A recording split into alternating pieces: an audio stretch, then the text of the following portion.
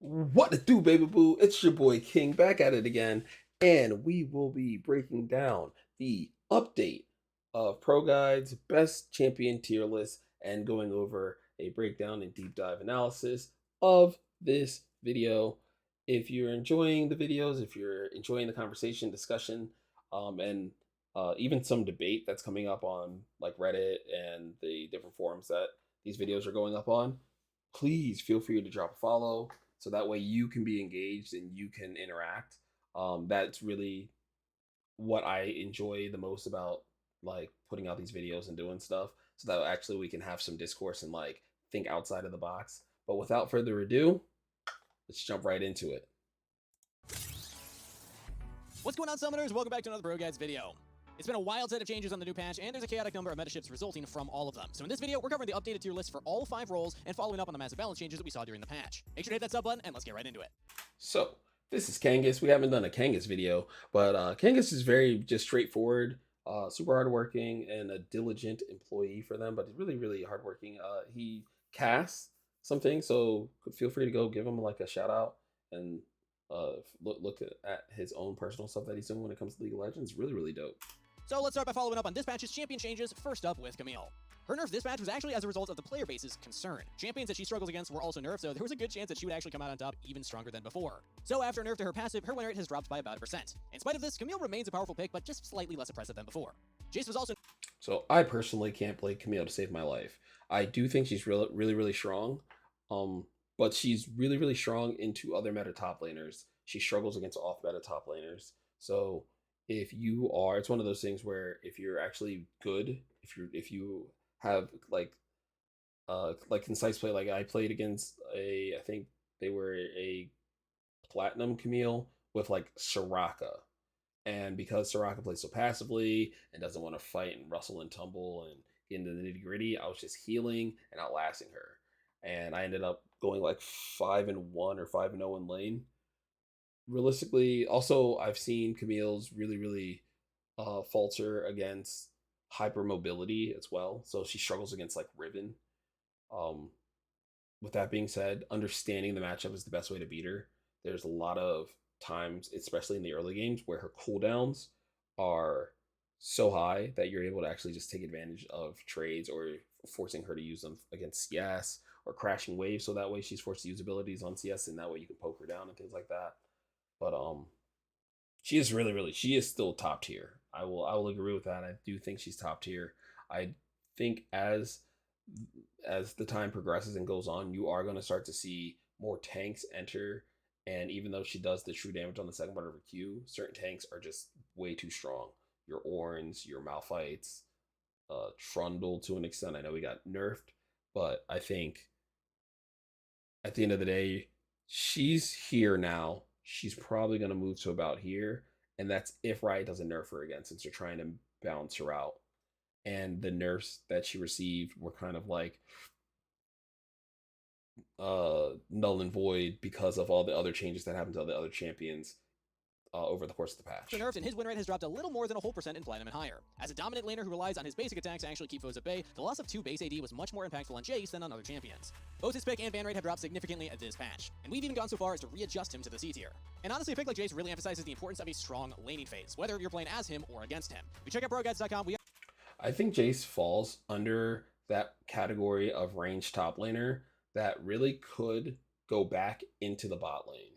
We 2 seasons ago, I think, maybe it might have been last season, you saw Reckless pull out. I know he pulled it out of Worlds like 3 years ago, but it's always been a pocket pick. Same thing with the Kennen being an AD carrier or bot laner. These are champions that if the setting and the circumstances are correct, they can really, really thrive in the bot lane.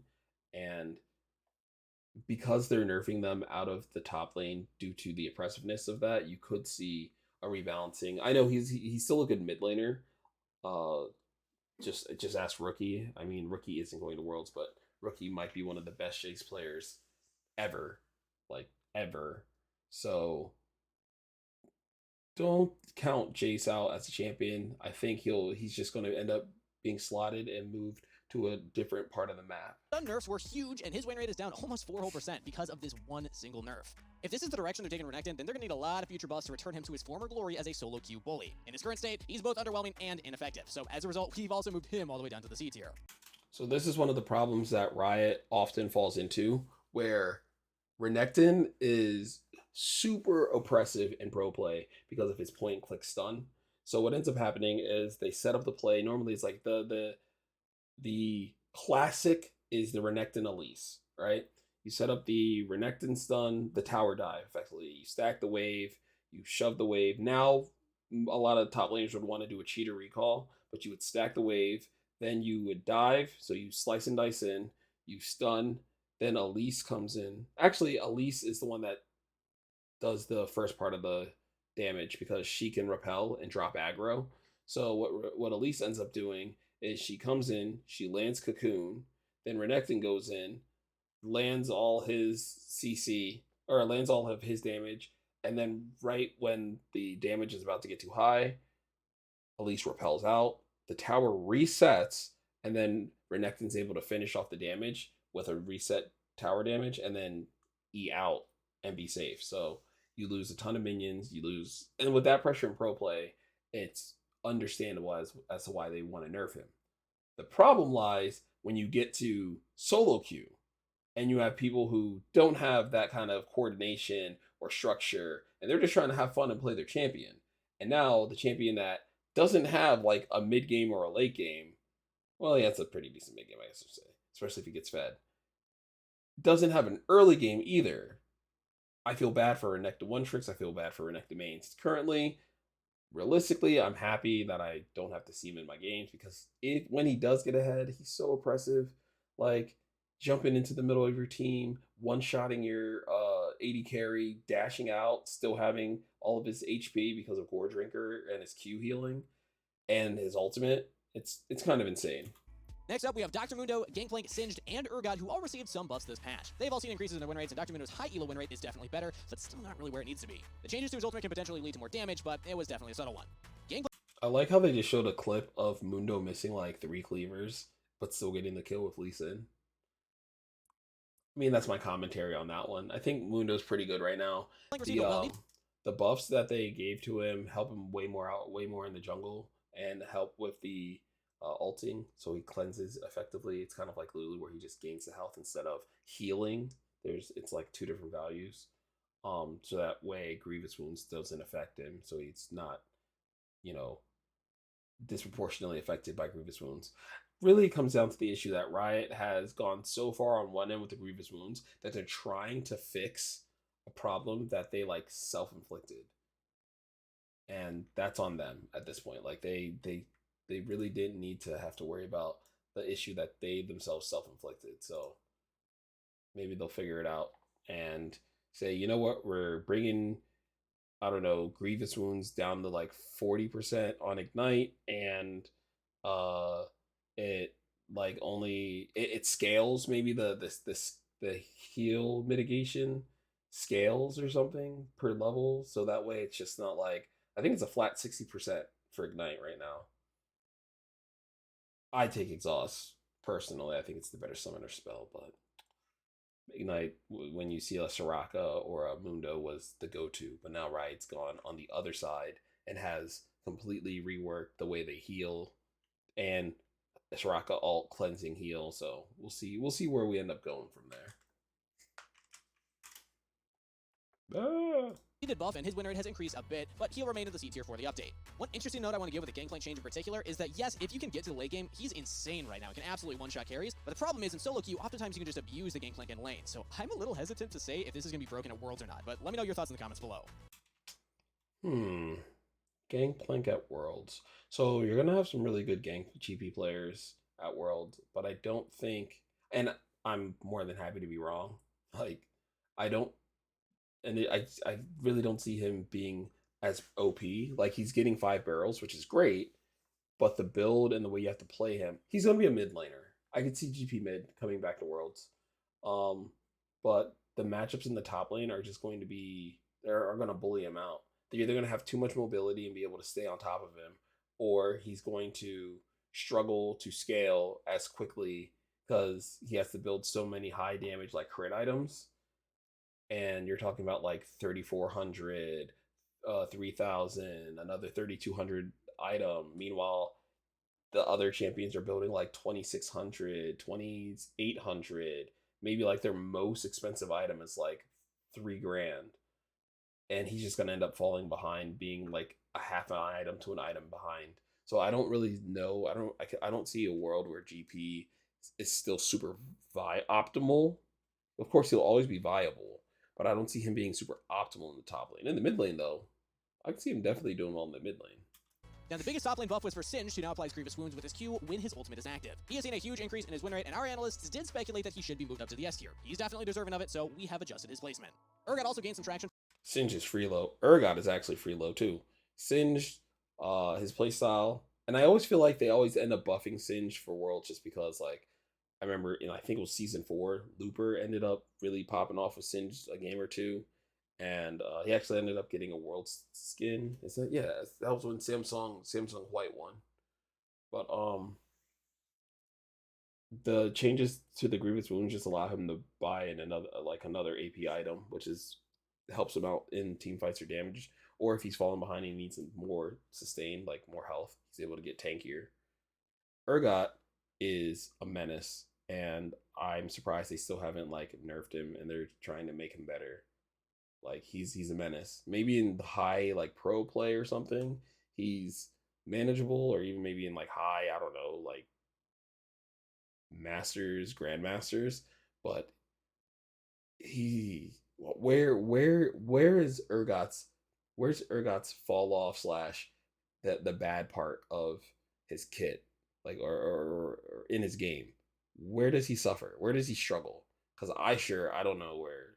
Like in lane, he's oppressive and abusive. In the mid game, he's unkillable. In the late game, he's still unkillable, but now has like a full build, has 5,500 HP, and still hits like a Mack truck.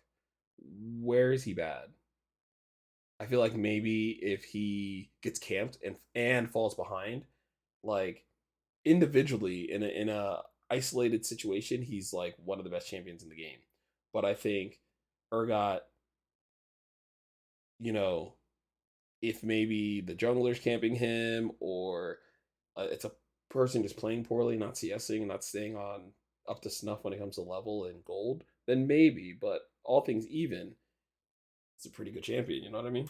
Following a pretty nice early game buff to his Q. We'll continue keeping an eye on him because he's on the border of SNA tier at the moment, but we're keeping him here for now. So our OP picks for the top lane are Fiora, Camille, and Aurelia, followed up by Riven, Mordekaiser, Tahm Kench, Jax, Malphite, Wukong, Shen, Mundo, Set, and Singed in the S tier. Next up, we got the jungle. I agree with just about everything there. I think Mordekaiser should be higher. I think Mordekaiser's in the OP. The only thing is, I think the champions that they have in the OP tier do well against Mordekaiser, so it kind of makes sense. Starting up, Lee Sin was nerfed this patch. As a dominant pick for many patches in a row, this nerf was definitely due. And as a result of a lowered base AD, Lee Sin's win rate has dropped slightly. But in spite of this, he remains a top tier pick. Yeah, Lee Talia Sin's received some broken. massive changes to her Q, resulting in an increased win rate overall. But we do need to continue monitoring her results because of her low play rate. There's a good possibility that she is actually S tier, but our analysts just haven't seen enough of her to make a judgment call yet. I think Talia's going to end up in the bot lane with the changes that they made, because the changes that they made were to kind of move her out of the jungle. She's still being played in the jungle, but I don't think she's anywhere near S tier or OP. Whereas in like the bot lane or the mid lane, good luck. Good luck. If you thought Ziggs was annoying, lane against a good Talia, while you're just like, okay, I'm just gonna farm, and now you're getting pelted by rocks, and then you go to dodge the rocks and you get flipped over the unraveled ground, or the unworked ground, or whatever, and she takes away half your HP and then throws more rocks at you. Throw another rock. It's unreal. It's actually unreal. Zed Jungle received a massive buff this patch, and although his play rate has skyrocketed, his win rate remains pretty abysmally low. Players will need some time optimizing his jungle clear as well as a game plan, so his current 44% win rate has some room to grow, which, for the record, I'm not psyched for. Now, in spite of buffs to help her jungle, Kiana continues to underperform in the role, as well as continues to see more play often as a mid laner. These are funny that they're going over the jungle changes that they made to the champions. I mean, I just wouldn't even really mention them. Like, it's cool that they are trying to do something, but at the end of the day, we're seeing like what's happening. Like, they tried it with Talon, they tried it with Zed, they tried it with Garen, they tried it with Morgana. They either overshoot so hard. They overshoot the margin, and you get Morgana who's warping the entire game's meta for like 4 patches, or they undershoot and you get like troll Zed jungle pick that can only do well if the Zed is a Smurf in like a lower elo than they belong to game, because it's just not that strong. It's just not that good. So short story, she remains D tier this update. Same thing with Kiana. Kiana struggling in the jungle. She's not like when she was on release and was a broken jungler and was being picked at Worlds in the jungle. Yeah, made a lot of sense because her kit was bonkers. But over the years and the nerfs, the little tune-ups that they're doing, not happening. After winning way too many games as a solo laner last patch, Lily received changes to shift her power back into the jungle. As a result, she'll remain in the S tier for now. Surprisingly, she's still finding more success in low elo, and this is likely due to the previous set of changes that sacrifice your utility for raw combat power. She's much easier than before, and it's finally a pick that the average player can start to utilize. Rumble also received some changes this patch, returning his W's cooldown back to a flat 6 seconds. This doesn't make any sense to me. They buff Rumble to the nth degree. He's one of the most premier and broken junglers in the game. For same thing with like the Morgana, like I was explaining earlier. Rumble went from the pinnacle of being one of the best junglers in the game. Like first he was like the best mid laner. Then they're like, oh, we're doing this thing, we're reworking how his passive works. And then they turn around and after putting him on top of the mountain, they just like shove him off. And now he's literally, I would say he's gutter tier. I mean, you're not seeing a lot of Rumble in the mid. You're not seeing a lot of Rumble in the top lane. You're not seeing. So they're either gonna have to rebuff him, or they're gonna have to figure out something different with his passive, like a adjustment, not a rework, but an adjustment. However, his overheat's bonus attack speed now scales based on level, and this has slowed down Rumble's clear speed pretty noticeably. His top lane win rate has also dropped, but he's doing much better in the mid lane as a result. But regardless, his placement will remain unchanged. Of all the off-meta jungle picks, Talon is actually the one finding the most success right now. After the buffs to his W, Talon is succeeding with a faster clear speed overall. He has an acceptable win rate at the moment, just below 49% in high elo, and as a result, he's been moved up to the B tier. Now, the final change to the tier list is that Echo is now in the S tier. He is popping off, and his... And Echo makes sense, because Echo was also broken, and they basically reverted the changes that they did to take him out of the jungle. So, yeah, Echo, go play Echo. If you know how to play Echo, if you have an understanding of his kit, do it. He's fun. He's really, really fun. His ultimate's fun. The only thing that sucks is if you go into like a heavy CC team and they lock you down before you can ult. But he once he gets kind of scaling, once he gets his like 2 items, like his 1 item spike is really, really good. But his second item, whether it's Lichbane or Nashor's Tooth, whichever one you decide to go with, you really start like popping champions, and he's just a fun champion to play. Win rate has had an upward trajectory since patch 11.17, whereas passive damage against monsters was increased. So our OP picks are Lee Sin, Shaco, and Jarvan, followed up by Elise, Fiddlesticks, Zac, Kindred, Kayn, Kha'Zix, Nocturne, Xin Zhao, Amumu, Lilia. I don't know how many of you have trauma bans. Shaco's my trauma ban. Just want to put that out there. If we ever meet in solo queue, you're not going to get to play Shaco, because he's not making it in like 85-90% of my games. He gets banned. Just putting it out there. I hate that champion. I hate him with a passion. Whether he's support, whether he's the jungle, whether he's the mid laner, you can beat the snot out of him. You can not die to him. But then as soon as mid game opens up, people just start killing his clone, and you're stuck, and it's miserable. I hate it. Yeah, and Echo in the S tier. That covers the jungle, so let's talk mid lane next. First up in the mid lane, we got Kog'Maw. Following a buff to his E's AP ratio, mid lane Kog'Maw has seen a spike in his play. However, he is still trying to break into the meta and remains more of a niche champion. Artillery mages haven't been too popular this season with the popularity of assassins and divers, which makes it difficult for a champion like Kog'Maw to actually thrive, even if he's viable. So the idea behind like the E-Max Kog'Maw is you build full AP. Once you get your, I think, like four ranks into your E and like your first item, you can effectively like clear an entire wave. So he has the ability to just push. You might have to E and then R. You might have to E and R the melee minions. But as the game goes on, your E just like kills the entire wave. So with that, if you're trying to stall out games, that helps. But why not play a Nivea or something like that? Also, your R's, his not Spittle, I forget what the R is called, but his ultimate starts really, really racking up the damage, and you're actually able to like 3-hit people if you land them, especially if you land your Q, because your Q reduces their matching resist as well. So for now, he stays in the C tier. Never first pick him, but sometimes if you're later in the draft, you can make it work. Zoe received a big buff to her E this patch, with the reduced cooldown definitely making her stronger, but she does continue to underperform, especially in lower elos. Her win rate has increased, but not by a lot, so we'll leave her in the B tier because we expect. All right, so I feel like there's always one. There's always one every video, and we're early. We're still in the we're at the midpoint of the video. So this is what I'm gonna say. This is cap. Zoe needs to be higher. Zoe needs to be so much higher. Literally, I think the Zoe player over in Korea or on the Chinese server just broke the LP record.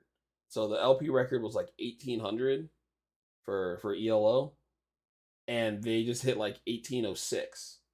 Like, just hasn't been done. You feel me? So a player that understands Zoe or can play Zoe well is playing at the almost at the pinnacle of what the game currently is. So there's no reason she should be in B. I could see her like high A, low S, but really she should be between like OP and S. Because this doesn't make any sense that they have her in like the B tier. She still has I think the only reason that I could see them keeping her in the B tier is like AP mage itemization might not be in the best place right now. But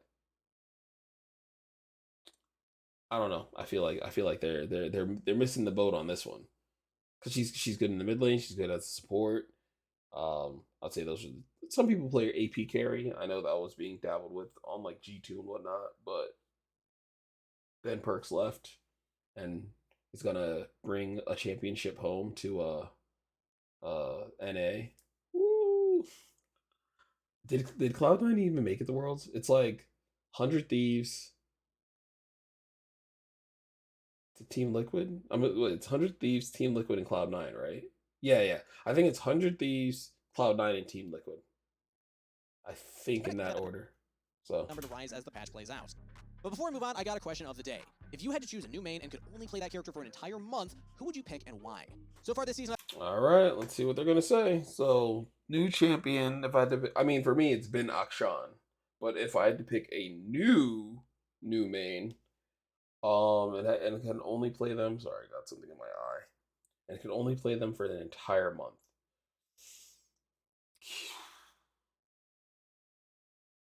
It would be between Lee Sin or Kiana, because I want to understand and play in a manner like when you see Smurfs or maybe even Rengar, and when you see Smurfs in game, like understanding where their power threshold is, understanding when to strike, how to play those matchups. I think that'd be really, really, really, really, really, really, really cool to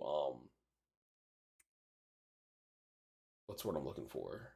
It'd be really cool to be able to, I don't know, like develop that. Like with certain champions, I understand they're lethal, but I feel like Kiana players and Lee Sin players just always understand like, okay, I'm walking up for this gank. I can just like Q E in, do the alt kick, Q to them, hit the E auto, hit the core drinker, and they're dead. Or like if you're on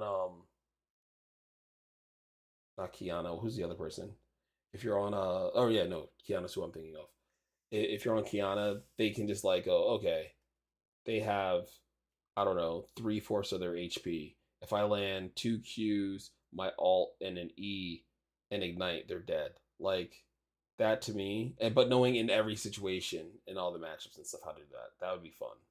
I've been grinding mostly Pantheon support, so Likewise, who would you pick? So I would like to know next month. Really think about it. If you had the one trick champion for the next month, that's pretty cool. I think I should just go back to my pocket pick Bard, but let me know your answers in the comments below. Yone also received a buff this patch, and he's doing better in high elo as a result. His overall performance was already solid, and the buffs have only helped him out. A bigger shield makes his teamfight presence stronger than before, so he remains in the S tier. So I like that they have him in the S tier. He is strong.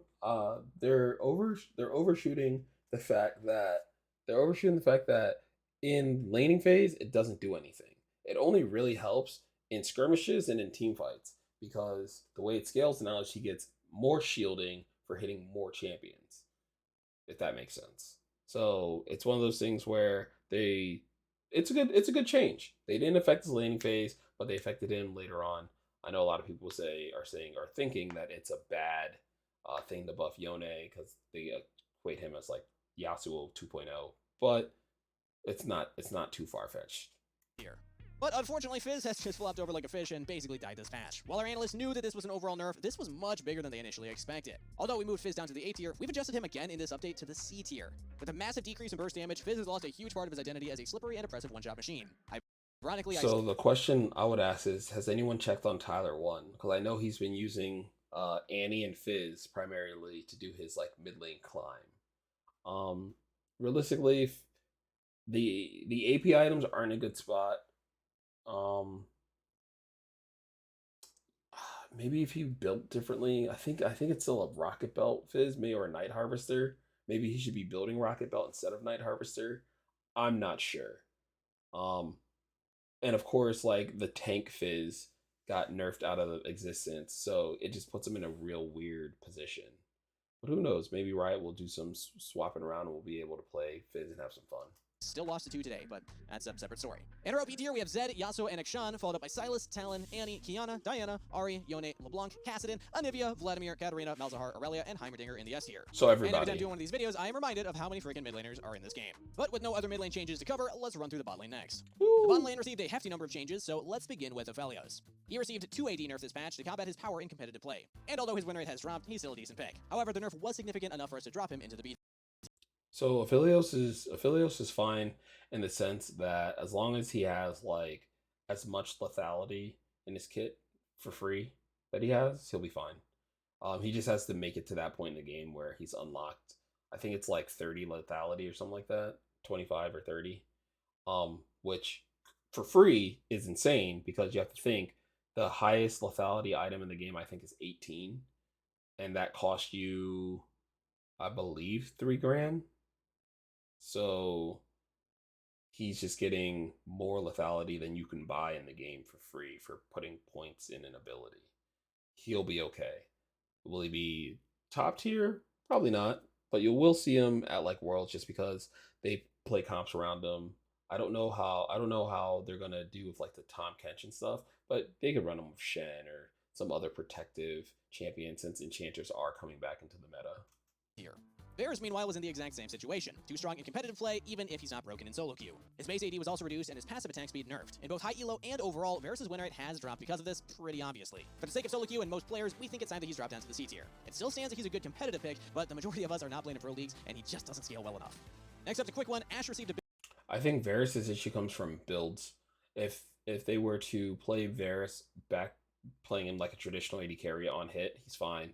But what ends up happening is they play him with the lethality build, Duskblade, what's the other one called? Prowler's Claw, and they always actively trying to get after the old like season 6 Varus, where you could literally kill an AD carry with like 2 arrows from off the screen. So people always try to get back to that Varus, and Riot is always nerfing that Varus. So therefore, you can never get back to that Varus. Where it's a cycle of like chasing the dragon. They're just chasing the dragon, and they're gonna find out the hard way that like just play him AD carry. Like he's not very mobile, and I think there are other champions that do what he does maybe a little bit better. But he's a tank shredder with his blight damage. I think there's an AP build for Varus somewhere in the woods, right? Where you can build like a Nashor's Tooth, the Wit's End, maybe a few other things, and he's actually able to do a ton of damage against high HP targets, because I believe his blight damage does percent health damage, but it scales off of AP. So that might be the go-to. That might be the next iteration, but it'll just feel wonky. It'll look bad, but that doesn't really matter because we're playing like Ziggs and Syndra and Swain in the bot lane. Big nerf to her W, and her win rate in high elo specifically has dropped about 1% because of it. Meanwhile, Kai'Sa's ultimate also received a big nerf in the early game, and her win rate has dropped by more than a whole percent because of it. Less crowd control early makes a huge difference, so we moved her down to the C tier after observing her this patch. Kai'Sa just feels bad. Draven actually received massive buffs this patch, so he's all the way up to the OP tier now. In elite levels of play, he is finding massive That success, makes and from a sense. gameplay standpoint, he's just a top tier solo queue pick. Now that his ultimate instantly executes when his target's health is lower than the number of his stacks, there is an unprecedented amount of kill pressure that he brings immediately coming out of laning phase. Jinx also received a If you can play Draven, play Draven. And if you can't, ban Draven. That's the best advice I can give you right now. If you can play him, and you play him at a on par with the level of your skill, like your MMR and stuff like that, lock him in. He's really, really strong. He's able to snowball. He's able to threaten with that execute now, it's actually a pretty good pick. But if you can't play him, just ban him. Because when he shows up in your game and he ends up going like 10-0 in the first like 5 minutes, you're gonna wonder why you like ever installed the game. A cost reduction on her Q's mana cost, so now that her basic attacks don't drain as much mana, she's able to punish enemies with ranged poke more often. We're leaving her in the A tier for now, but just note that her win rate increased by a little less than a whole percent this patch, So I played against one of the most cancerous bot lanes ever today. I did not I was unwary of it. And the thing is, as I continue to think through this lane, it wasn't even the lane itself. It's literally Zillion. Hopefully, maybe they'll talk about Zillion. Maybe Zillion might be OP. Legitimately. It was a Shirelia's Zillion. So he could speed up his entire team, and then he could super speed up whoever either got caught out or whoever was doing the chasing. And in our game, it was Jinx killing everyone and the Zillion chasing behind her and the Zillion speeding her up. So that way, even when she got her get excited passive, then Zillion would speed her up, and then Zillion would speed the whole team up with Shirelia's, and then Zillion would speed up Jinx again. It was miserable. It was miserable. The only reason why we won was because our jungler landed. Like, we had an Amumu. He like flashed, ulted, and I was playing Kale, and I literally just dropped everything. Q, E, auto, like all at once, all at Jinx in a one shotter before Zillion could put the resurrect on her. But holy smokes, I think Zillion is actually sleeper OP because I don't hear a lot of people discussing like the benefit of having a Zillion on your team. so there's a chance she's border Ness. Kai'Sa Z was buffed this patch, but the results have been a little underwhelming. Her win rate is about the same as it was last patch, so we're leaving her in the A tier. Miss Fortune was also buffed, and she immediately saw a boost in her win rate. It's up about 2% this patch, and with a stronger ultimate than before, she is back up to the A tier. Finally, there is Twitch, who received a small buff to his ult, but his win rate has increased by more than a whole percent because of it. 10 more AD easily turned the tides of fights that were previously close, especially. I want to see their overall list. That's why I'm not really saying anything right now. I just want to see who they have in their OP and who they have in their S tier. Because this buff applies to each basic attack, it can really add up when those fights drag on. Although his win rate is pretty high right now, we'll still leave him in the B tier because he's still just a volatile pick. We want to make sure that there's enough time for players to adjust to his newfound strength before adjusting his placement. We've dropped Samira down to the S tier. Okay. So I think this is a bad list. Why? Because they have one, two, three, four, and I guess five, Tom Kench, six. But they don't have any of these in the OP or S tier. The off meta bot lane picks are some of the best picks in the game currently. I think Swain is probably OP tier by himself. And then I would follow that up with Ziggs, which, okay, Ziggs is in the OP tier. Good call. Good call there. Ziggs is definitely in the OP tier. Swain's in the OP tier. Yasuo I'd put in the S tier. Samira is such a volatile pick. I don't understand why they always have her as high ranked as they do, because she's super feast or famine since they got rid of her ability to like since they gutted half of her kit. Feel me? So I don't know about all this. Here, meaning that our OP picks this patch are Draven and Ziggs, followed up by Ashe, Ezreal, Vayne, Jhin, and Samira. The pick to look out for right now is actually Vayne. She is popping off hard, but the meta is still developing after these massive changes. Assuming she can perform now like she did last patch, Vayne could easily push into the OP tier in the near future. But that's it for the bottom laners, so let's wrap up with supports. Now, you might be curious. Enchanter meta's coming back. It really is. I agree with this. I think Leona's still the best engage. Nautilus should probably be a little bit higher, but Thresh got nerfed. I would maybe I'd bring the enchanters up just a little bit and maybe move a Mumu into OP. That's what I think. That's the direction I would go. Mumu's OP just because of his rework and everything that happened with him. But enchanters are really, really good. Janna's strong. Sona's broken. Soraka's super strong with her change. And like I said, the Leona is the last of a dying breed. Also, Pyke should be way higher tier in the mid lane. most about Thresh. OP for almost the entire Oh, and then we just saw Zillion. They have Zillion in like season C and also tier. nerfed countless times because of it, and this time, the nerf was enough. He's down to the A tier this patch. Still good, but not nearly as strong as before. His 48% win rate and high elo pretty much reflects this as well. And then there's Trundle, who actually started to see a lot more play as a support last patch, but unfortunately, the massive nerf to his pillar has dropped his win rate by 4%, and that's pretty tragic for support Trundle players, so he's all the way down to the C tier. We might even just take him off the list.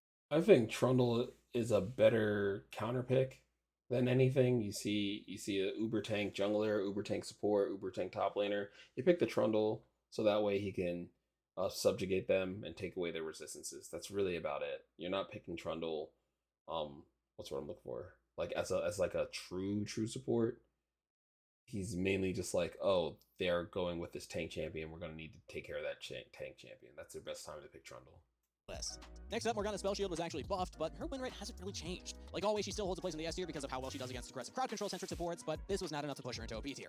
The meta continues to develop with many other enchanters finally finding their footing, and Garm is one of them. Receiving buffs to her base armor as well as ease shield value this patch, her win rate has increased, but again, we're leaving her in the A tier. I think you're just gonna see Karma go back to being a top laner. They made her tankier. Those were the changes. The changes on the patch, patch 11.18. They made her tankier. It's not like they were like, oh, we're going to make her a better support. They're just going to make her more sturdy. And what happens? She ends up going back in the top lane. You're going to see it. It'll happen in Worlds. It'll happen in plans. It'll probably happen in the group stage. At some point, Karma top is going to be getting played. And they're going to be like, oh my god, she's unkillable. Oh my goodness. Oh my god. Unless she gets like hard camped and dumpstered. But that's probably not going to happen. Now, Soraka was the big unforeseen winner of this patch. The buff to her ultimate was nice, but I don't know if anybody expected her win rate to skyrocket to a high 53% as a result of it. With that said, she is certainly getting nerfed, so use her this patch while you can, because you guessed it, she's OP. I think it was the hand in hand. Like they did the first change to her healing, and then they did the second change to her ultimate, and both of those together put her way over the edge. That's the reason why Soraka's OP, and as we slowly get more and more tanks and heavier. More HP, having carries and fighters and things like that. That's when you really want to have a healer like Soraka because the damage output comes in slower. It's not everybody with sub 2000 HP values with people that do like 3000 damage in 1 second. You know what I mean? It's people with 4000, 3000, 4000, 5000 HP that still take, 5, 6, 7, 10 seconds in a fight to do the damage, which allows Soraka to heal multiple times in multiple instances during that fight. Finally, Yuumi was also buffed. Her high elo win rate is finally over 50%, and we've had her in the S tier for quite some time. The changes solidify her placement as her early game is much better than it was before. And the only other change we want to mention is that Amumu is up to the S tier. Amumu support has been gaining popularity as a result of his recent jungle changes. First off, it's a flex pick. Second of all, it's not that bad as a support. 2 bandages makes him a much more competent laner with an AD carry. He's a champion that spikes hard at level 6 too, and with his incredible crowd control, there is no issue running him as a sort of scaling champion, since he also puts up a decent fight early on now. So our OP picks this patch are... I was gonna say, if you've been watching this video series that I've been doing where I've reviewed their videos, then you would know that I've been on the Amumu support bandwagon since before he got reworked. I think he's very, very, very good. I think Veigar is probably my next sleeper pick. Not really sleeper, but the tank Veigar support is really, really good. But that's the only way that it should be played. Tank Veigar support, not the full AP Veigar. If you're going to do that, just play like Veigar Senna with fasting Senna. And just allow Veigar to farm. Leona, Soraka, and Sona, followed up by Blitzcrank, Thresh, Morgana, Nautilus, Maokai, Zyra, Senna, Yuumi, Nami, Amumu, and Lulu in the S tier. That concludes our mid-patch update. Hope y'all... All right. Well, that was really, really fun. That was really cool.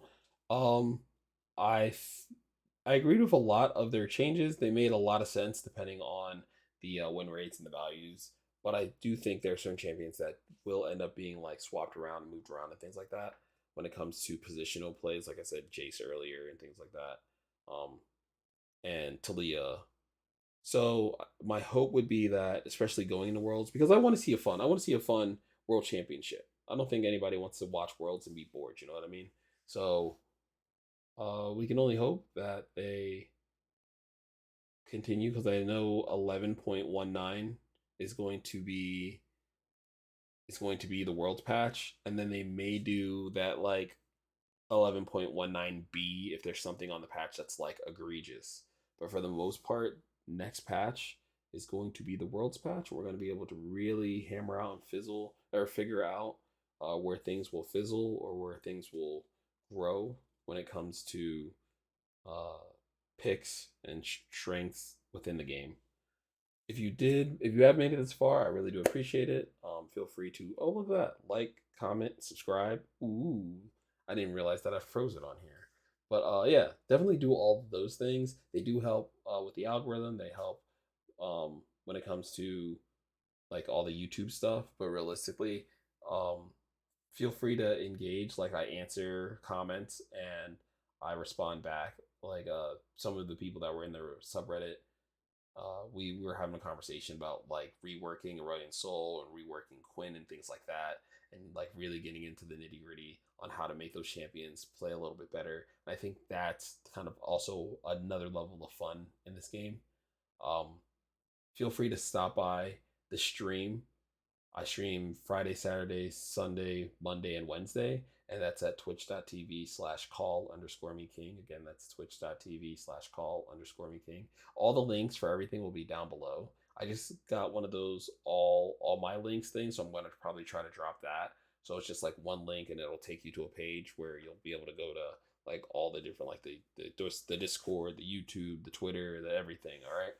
Other than that, like I said, I want engagement down in the comment section, talking about how you think the patch is going, your predictions for world, predictions for picks. I think my most volatile prediction is the whole Gangplank mid lane. If you agree with me or if you disagree, let me know because I'm always open to just being proven wrong too. Like, gotta learn from being wrong as well. With that being said, thanks again for watching the video. I really do appreciate it. I hope you guys are enjoying the content. I'm always open to constructive criticism as well. And with that being said, I bid you adieu. Nights out.